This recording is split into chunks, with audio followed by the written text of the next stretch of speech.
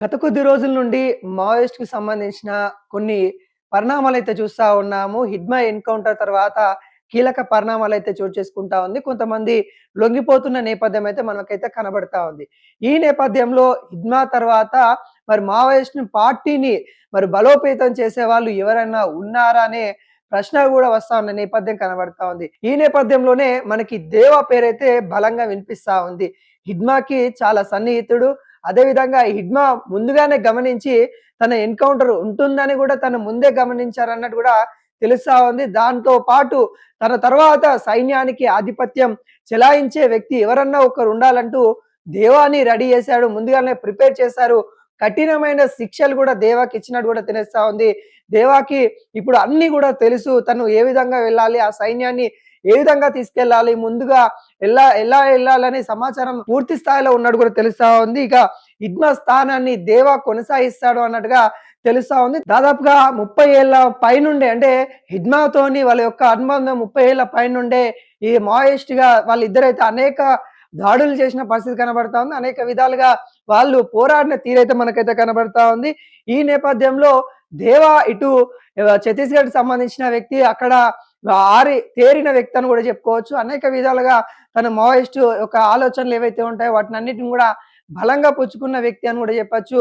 ఇటు హిడ్మా ప్లేస్‌లోకి దేవా వచ్చాడనేది కూడా బలంగా వినబడతా ఉంది. సోషల్ మీడియాలో కూడా ట్రెండ్ అవుతున్న పరిస్థితి కనబడతా ఉంది. సోషల్ మీడియాలో హిడ్మా తర్వాత మావోయిస్టులకు సంబంధించి పేరేదైనా వినిపిస్తుందా అంటే దేవా పేరే అయితే బలంగా వినిపిస్తా ఉంది. అంటే ఈ దేవా ఎవరైతే ఉన్నారో దేవా కూడా ఇటు మన హిడ్మాకి సంబంధించిన సొంత ఊరు అని కూడా మనకైతే చెప్పుకోవచ్చు. దగ్గరి చుట్టము అని కూడా చెప్తా ఉన్నారు. బంధువులే దేవా అని కూడా చెప్తా ఉన్నారు. దేవా ఇప్పుడు ఆంధ్రప్రదేశ్ సంబంధించిన ఆ అడవి ప్రాంతంలో ఉన్నారన్నట్టు కూడా వినిపిస్తా ఉంది. మరి ఆయన ఎక్కడున్నా గాని లొంగిపోవాలి అంటూ ఇటు పోలీసు బలగాలు చెప్తున్న పరిస్థితి కనబడతా ఉంది.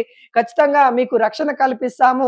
మీరు ప్రజా జీవనంలో కలిసిపోండి, జనజీవనంలో కలిసిపోండి అన్నట్టుగా ఇటు పిలుపునిస్తున్న నేపథ్యం కనబడతా ఉంది. నిన్న కూడా తెలంగాణలో దాదాపుగా 37 మంది మావోయిస్టులు లొంగిపోయిన పరిస్థితి కనబడతా ఉంది. ప్రముఖంగా తెలంగాణ నుండి ఇటు రాష్ట్ర ఇన్ఛార్జిగా ఉన్న ఆజాద్ గారు కూడా ఇటు లొంగిపోయిన నేపథ్యం అయితే కనబడతా ఉంది. ఈ నేపథ్యంలో మిగతా వారు కూడా ఎవరైతే తెలంగాణ నుండి 59 మంది ఇంకా మావోయిస్టులు ఉన్నట్టు కూడా నిన్న డీజీపీ చెప్పిన పరిస్థితి కనబడతా ఉంది.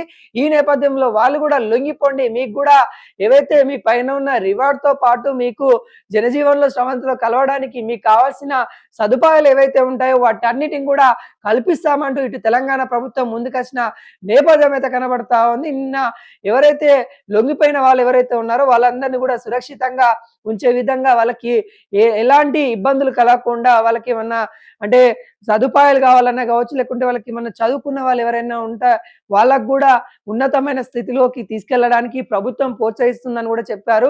నిన్న దాదాపుగా 37 మంది కూడా మనం గమనించినట్లయితే దానిలో 20 నుండి 25 సంవత్సరాల వాళ్ళు ఎక్కువ మంది అయితే ఉన్నట్టు కూడా మనకైతే కనబడతా ఉంది. ముఖ్యంగా మహిళలు కూడా ఎక్కువ స్థాయిలో ఉన్నట్టు కూడా ఇక్కడ పరిస్థితి కనబడతా ఉంది. వాళ్ళందరూ కూడా లొంగిపోయారు. వాళ్ళకి చాలా భవిష్యత్తు ఉందన్నట్టు కూడా మనమైతే చెప్పుకోవచ్చు. వాళ్ళ యొక్క ప్రాణాలను ఇక్కడ ఎటువంటి ఇబ్బంది కాకుండా చూసుకుంటామని ప్రభుత్వాలు పిలుపునిచ్చినప్పుడు ఖచ్చితంగా లొంగిపోండి అని ప్రభుత్వం అయితే చెప్తున్న నేపథ్యం అయితే కనబడతా ఉంది. కానీ దేవా ఆధిపత్యంలో దేవా అధికారంగా తన ఏదైతే సైన్యం ఉందో మావోయిస్ట్ సైన్యాన్ని ముందుకు తీసుకెళ్తున్నాడనే వార్తలు ఇప్పుడు సోషల్ మీడియాలో ట్రెండ్ అవుతున్న నేపథ్యం అయితే కనబడతా ఉంది. హిడ్మా తర్వాత ఏదైతే ఆ స్థాయిని ఇప్పుడు దేవా భర్తీ చేశాడనే కోణంలో వార్తలైతే చక్కర్లు కొడతా ఉన్నాయి.